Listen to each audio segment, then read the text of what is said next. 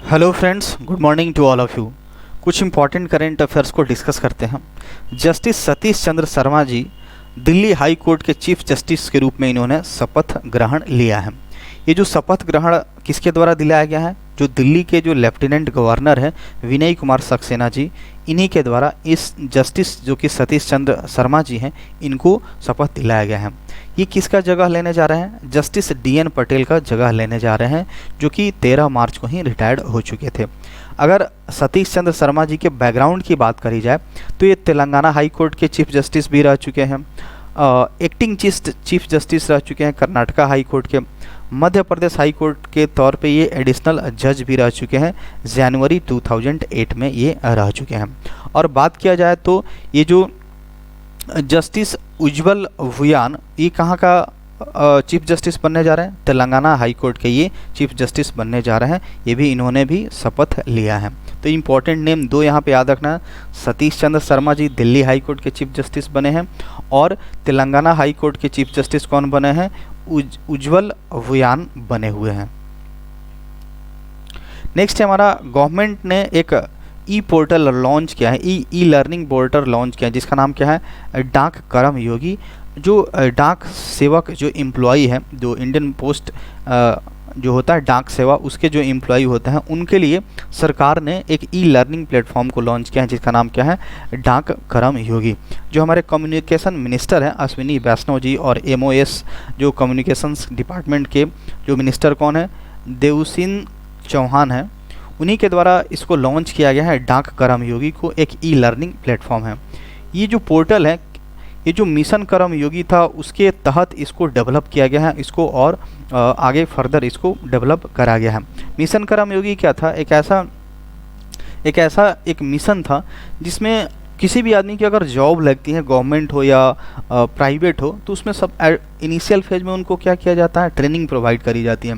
लेकिन बाद में जा कर के क्या होता है कि बहुत सारे गवर्नमेंट के द्वारा बहुत सारी ऐसी स्कीम आती हैं जिसके लिए वो एम्प्लॉय ट्रेंड नहीं होते हैं। कुछ नए नए चेंजेस आते हैं स्कीम्स में, बट वो उसको अच्छे तरीके से कर नहीं पाते हैं, तो अनस्किल्ड मतलब अनट्रेंड हो जाते हैं, ट्रेनिंग उनका प्रॉपर नहीं होता है, जिसकी वजह से वो अच्छे से सर्विस नहीं कर पाते हैं। तो एक गवर्नमेंट की बड़ी शानदार एक समझ सकते हैं मिशन आया था, जिसका नाम मिशन कर्मयोगी था, जिसमें आपके सर्विस पीरियड के टाइम भी, जैसे आप 1 साल हो गया, 2 साल हो गया, 5 साल हो गया, तो सर्टेन टाइम इंटरवल पे आपको लेटेस्ट ट्रेनिंग प्रोवाइड करी जाएगी, जिसकी वजह से आप चीज़ों को बड़े आसानी से कर पाओ। तो यही एक मिशन कर्मयोगी था, तो उसी के अंडर ये डेवलप किया गया है, जिसका नाम क्या है?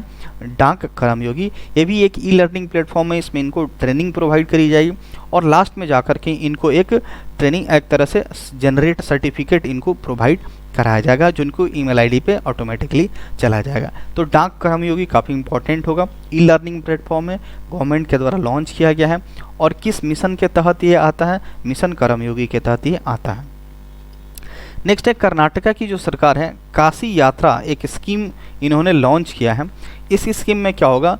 जो हमारे बनारस में जो काशी विश्वनाथ जी भगवान का जो मंदिर है, वहाँ पे लोग जाके दर्शन कर सकते हैं। उसके लिए क्या किया जाएगा? कर्नाटका सरकार ने हर एक पिलग्रिम्स को, जो पिलग्रिम्स है जो वहाँ पे जो यात्री बोल सकते, तीर्थयात्री जो हैं, उनको 5,000 रुपया दिया जाएगा। एक तीर्थयात्री को 5,000 रुपया दिया जाएगा कि आप जाके बनारस में काशी विश्वनाथ टेम्पल का आप दर्शन कर सकते हैं। तो एक स्कीम है कि काशी यात्रा नाम का एक स्कीम है। फंडिंग के थ्रू इसको इन पैसा दिया प्रोवाइड कराया जाएगा। और ये जो कर्नाटका के जो गवर्नर है, जिनका नाम क्या है? थावर चंद्र गहलोत जी, और वहाँ के जो CM कौन है? बसवराव बोमोई हैं, और कर्नाटका की कैपिटल पता ही है बेंगलुरु आता है। तो काशी यात्रा याद रखना है कि स्कीम है, कर्नाटका गवर्नमेंट के द्वारा लॉन्च किया गया है। बनारस में जो काशी विश्वनाथ टेम्पल मंदिर है, उसकी दर्शन करने के लिए, उसका यात्रा करने के लिए, और हर एक तीर्थयात्री को 5,000 रुपया प्रोवाइड किया जाएगा। नेक्स्ट इम्पॉर्टेंट है आकाश अंबानी, जो मुकेश अंबानी के बेटे हैं, इनको क्या बना दिया गया है? रिलायंस जियो जो एक टेलीकॉम कंपनी जिसका हम लोग सिम कार्ड यूज करते हैं, तो रिलायंस जियो का चेयरमैन इनको बना दिया गया है। पहले आकाश अंबानी क्या थे? नॉन एग्जीक्यूटिव डायरेक्टर थे इस जियो कंपनी के, बट इनको अब एक तरह से एक उत्तराधिकारी बोल सकते हैं, चेयरमैन के तौर पे इनको बना दिया गया है। इसके पहले कौन थे? खुद मुकेश अंबानी ही थे इसके चेयरमैन। रिलायंस जियो 2019 में इसको बनाया गया था, सेटअप करा गया था। और बात करें तो इसके साथ साथ और भी कुछ अपॉइंटमेंट हुए हैं। एडिशनल डायरेक्टर का, इस कंपनी का एडिशनल डायरेक्टर के तौर पे रमिंदर सिंह गुजराल और केवी चौधरी जी को यहाँ पे इस रिलायंस जियो का एडिशनल डायरेक्टर बनाया गया है। इसके साथ साथ एमडी भी बने हैं, मैनेजिंग डायरेक्टर इस जियो के कौन बने हैं? पंकज मोहन पवार जी को रिलायंस जियो का एक एमडी बनाया गया है। इनका इस पद से डेट मीन्स एक बोर्ड होगा जियो का, इस रिलायंस जियो इन्फॉर्मेशंस का एक तरह से इन्फोकॉम का एक बोर्ड होगा जिसको क्या मुकेश अंबानी जी ने अपना रेजिग्नेशन दे दिया है कि वो अब चेयरमैन नहीं रहेंगे, अपने बेटे को ये चेयरमैन सौंप दिए हैं, आकाश अंबानी को। नेक्स्ट है हमारा तेलंगाना गवर्नमेंट ने एक ओपन किया है टी हब फैसिलिटी। एक बोला जा रहा है कि दुनिया का, वर्ल्ड का सबसे बड़ा एक तरह से टी हब बोल सकते हैं। इतनी मतलब बहुत बड़ा एक तरह से बोल सकते हैं। इसमें बहुत हर चीज़ फैसिलिटी अवेलेबल है, लाइक इनोवेशन से लेकर के, टेक्नोलॉजी से लेकर के, स्टार्टअप से लेकर के, बहुत सारी जो फैसिलिटी हैं जो अपकमिंग फ्यूचर्स के लिए हमारे इंडिया की इकोनॉमी को बूस्ट करेगी, सारे डिपार्टमेंट्स का यहाँ पे एक तरह से फैसिलिटी प्रोवाइड कराया जाएगा। एक ही छत के नीचे बोल सकते हैं, एक ही बिल्डिंग में सारे के सारे काम यहाँ पे होंगे। तो हैदराबाद में इसको क्या किया जा रहा है? इसको सेटअप करने का प्लान बनाया जा रहा है। तो इंपॉर्टेंट नेम याद रखना है कि तेलंगाना गवर्नमेंट के द्वारा टी हब फैसिलिटी हैदराबाद में डिजाइन किया जा रहा है। नेक्स्ट है हमारा जो महाराष्ट्र गवर्नमेंट है, इसने अडानी एनर्जी के साथ एक तरह से एमओयू साइन किया है 11,000 मेगावाट पावर जनरेशंस के लिए। तो महाराष्ट्र गवर्नमेंट की जो एनर्जी डिपार्टमेंट है, इन्होंने अडानी ग्रुप के साथ इन्होंने टाई अप किया हुआ है। ये जो इन्वेस्टमेंट होगा लगभग 60,000 करोड़ रुपए का होगा और इसके साथ साथ ये कितने मेगावाट को जनरेट करने का यहाँ पे कैपेसिटी है इसका? 11,000 मेगावाट पावर का यहाँ पे बताया जा रहा है। तो इम्पॉर्टेंट न्यूज यही है। नेक्स्ट हमारा इंडिया ने सक्सेसफुली एक एंटी टैंक गाइडेड मिसाइल को लॉन्च किया है। डीआरडीओ के द्वारा इसको क्या किया गया है? डीआरडीओ ने ही इसको सक्सेसफुली टेस्ट फायर किया है। कहाँ से किया है? From main battle tank Arjun tank, जो कि कहाँ है? महाराष्ट्र अहमदनगर से इसको टेस्ट फायरिंग करी गई है। तो ये क्या है? Develop with multi platform launch capability. यहाँ पे मल्टी प्लेटफॉर्म है जिसमें बहुत सारी इसकी कैपेबिलिटी है और इसको बड़े शानदार तरीके से इसको बनाया गया है। तो इम्पॉर्टेंट नेम यही याद रखना है, जिसका नाम क्या है? Anti tank guided missile DRDO के द्वारा टेस्ट फायर किया गया है। कहाँ से? महाराष्ट्र के अहमदनगर से। नेक्स्ट हमारा इयान मॉर्गन, जो कि वर्ल्ड कप विनिंग कैप्टन रह चुके हैं, इंग्लैंड के ये प्लेयर हैं। इन्होंने हाल ही में क्या कर दिया? क्रिकेट के ऑल फॉर्मेट से इन्होंने रिटायरमेंट की घोषणा कर दी है। ये 2019 का जो वर्ल्ड कप था जो कि इंग्लैंड जीता था, उस समय ये उस टीम के, इंग्लैंड टीम के यही कैप्टन थे।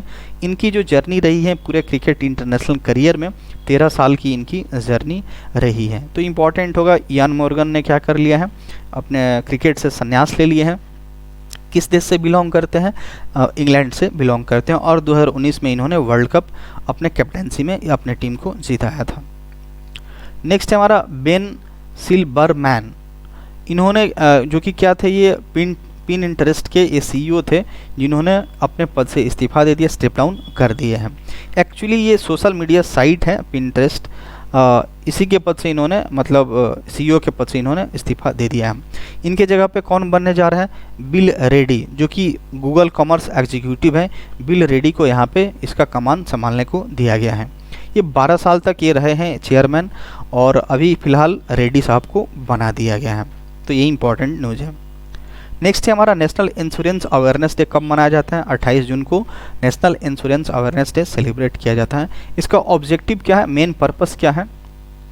लोगों को अवेयर करना, जो कि several benefits of investing in an insurance plan और पॉलिसी। जो भी हम इंश्योरेंस प्लान या पॉलिसी लेते हैं उसका क्या बेनिफिट्स है, उसको लेकर के लोगों में जागरूकता पैदा करना, इसी का ये मेन ऑब्जेक्टिव है, इसी का मेन मोटो यही है। तो डेट बस याद रखना है, नेशनल इंश्योरेंस अवेयरनेस डे कब मनाया जाता है? 28 जून को मनाया जाता है। नेक्स्ट हमारा उत्तमा ने क्या किया है? एक ट्रांसैलिवानिया, जो कि एक ट्रॉफी है, जो कि 21वां एडिशन है, 21st एडिशन है, TIFF का एडिशन है।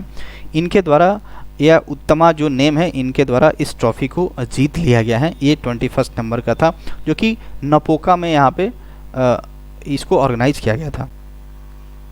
ये जो उत्तमा है एक डेब्यू की है फिल्म डायरेक्टर में एक तरह से बात की जाए तो। एक फिल्म का नाम क्या है, अलेजेंड्रो लोयाजा ग्रीसी, इसी फिल्म के ये डायरेक्टर हैं, एक डेब्यू किए हैं।